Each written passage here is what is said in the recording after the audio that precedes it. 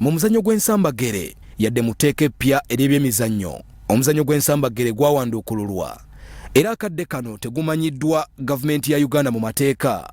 Abagukulembera tebannagwamu ssuubi nga bagamba nti okusinziira ku ttutumu omuzannyo guno lye gulina n'engeri abantu gye bagwagalamu gavumenti ejja kubaddiramu. Gavumenti okuddamu tuli ku organizinga tulina emitendera gye tulina okuyitamu.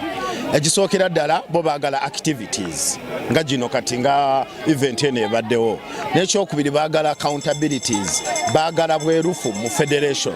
Okwogera bino babadde baggalawo empaka ez'abamukwatamundu n'abantu ba bulijjo ezimaze kumpi emyezi 2 nga zitojera era nga zigenza okukomekkerezebwa ng'abantu ba bulijjo baziwangudde n'obubonero 140 so nga abakuumaddembe bafunye obubonero 23. Before we came to this initiative, abacivilian bali batandise okutya bamukwatamundu ng'owulira nti oli yakubye bosi w'amasasi, asikari yakubye abadde akuuma edduuka n'akuba abantu amasasi. Kati ne tugatta civilian ono aleme kutya mukwatamundu. Era objective yaffe evuddeyo bulungi, tutambudde bombo mwalabe tewakola ne tugenda e Luzira ne tuvayo tugende na Tete nga civilian yategese. So today finals tuli wano ku National Council of Sports Grounds era ndowooza objective eyo evuddeyo bulungi.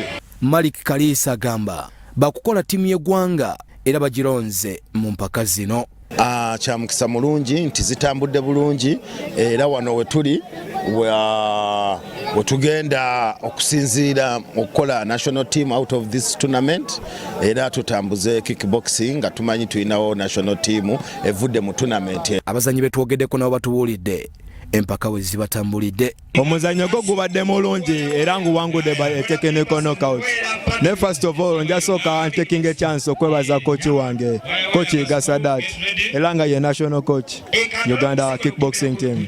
Omuzannyo gwo si mubi era nga tulaba gye tulaga nti otubanga tufunye ebyetaagisibwa byonna tuba tusobola okikola okutuuka ku international level. Tubadde tuzanya nga tukubagana n'abasajja abasirikale, ndowooza mbalaba abasajja b'amaanyi, basajja bamanyi ekyokola, naye fenaffe twazze nga tukola ki? Nga twekakasa, nga twagala baagala ekikopo naffe tukyagala, baagala okutulabisa naffe twagala tubalabise, tubagambe nti ffe tubafuula boki kye bali. Omuzannyo gw'ensambagere guzze guleeta ba champion b'ensi yonna okuva mu ggwanga Uganda. Gamba nga Gola Moses of Uganda, Umaru Semata, Patricia Apolod wamu n'abazannyi abalala. Abel Chitaka, Salt TV, Omunnyo.